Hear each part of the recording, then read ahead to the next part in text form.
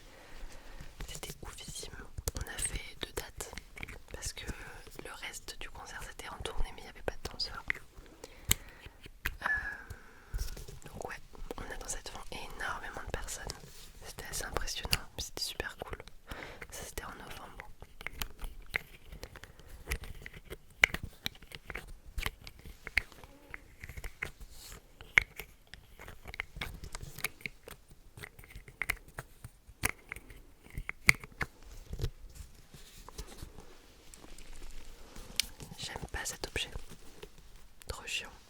Par contre, je les garderai sans doute pour les vider et mettre de l'eau dedans. Ça peut servir pour des plaquages. Alors, qui dit vacances dit je dois me trouver des occupations sur les temps où je travaille pas.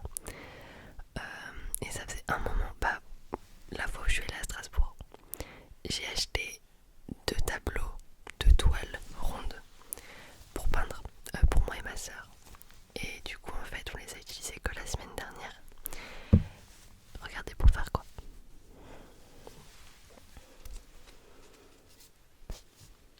Je sais pas si on voit bien.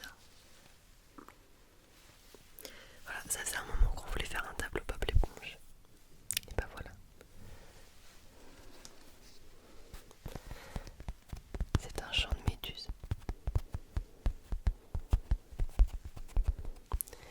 Alors moi, comme j'ai pas de chance, sur les 2 toiles, et il y en avait une qui était trouée. Et c'était pour qui? Pour Bibi. Donc j'ai dû regarder des tutos sur YouTube pour apprendre à réparer en fait une toile trouée. Donc ça se voit pas des masses normalement, mais à ce niveau-là, on a fait un trou. Alors si on tourne la toile, j'ai fait un espèce de rafistolage avec du PQ et du tissu, je crois que c'est du lin, du coton, je sais pas. Mais ça ressemble vachement au tissu de la toile, donc je me suis dit que ça pouvait être pas mal. Ouais. Mais ça n'empêche pas que je suis très fière de moi. J'aime beaucoup et je pense que je ferai d'autres peintures cet été.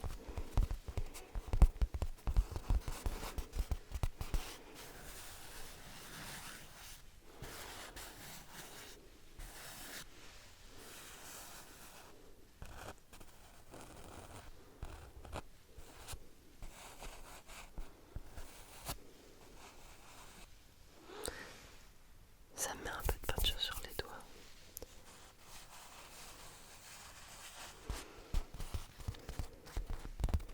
Je l'ai laissé tel quel, je l'ai pas verni, j'ai rien fait.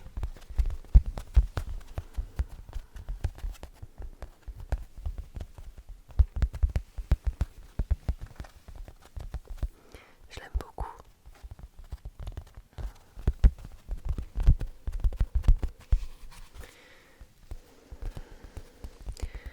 Sur Pinterest, j'ai vu plein d'idées de toiles rondes différentes dans l'univers de Bob l'éponge.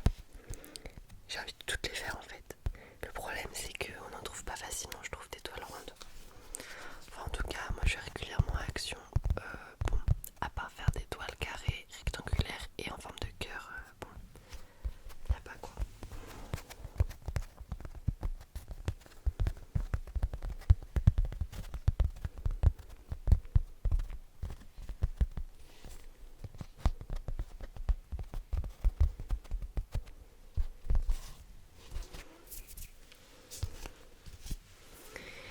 Et il y a une dernière activité dont je voulais vous parler. C'est une activité que j'aimerais bien apprendre à faire. Mais avec l'aide de quelqu'un, ce serait mieux, je pense. Donc j'ai voulu m'y mettre cet hiver quand j'étais dans mon appart et que je m'ennuyais en fait. Donc je me suis dit, tiens Emma, si tu te mettais au crochet. Donc je suis allée dans une boutique et j'ai trouvé ce petit kit trop mignon pour faire une chauve-souris en crochet. Je me suis dit trop cool, ça va être un kit, ça va être, enfin pas facile, mais il y aura le mode d'emploi dedans. Regardez juste.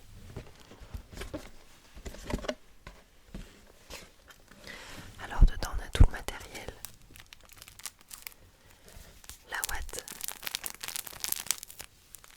Donc ça c'est pour rembourrer la chauve-souris.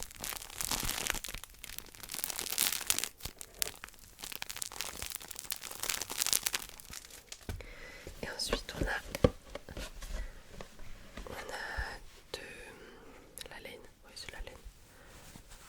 Toutes les couleurs. Vraiment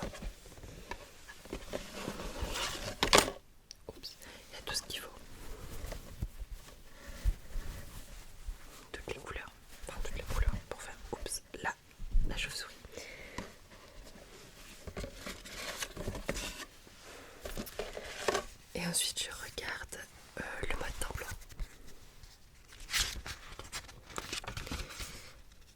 Et ceux qui font peut-être du crochet ici, vous allez me dire ah mais oui mais normal. C'est du vocabulaire de personnes qui savent déjà faire du crochet avec des abréviations dans tous les sens et des chiffres et tout, et je comprenais rien du tout. Donc je sais pas si ça va faire le focus. Voilà. Un débutant peut pas s'en sortir comme ça. Donc même s'il y avait toutes les marches à suivre, avec comment faire les oreilles, les ailes, les pieds, etc. Bah en fait, quand tu connais pas les abréviations, c'est un peu compliqué. Et donc sur un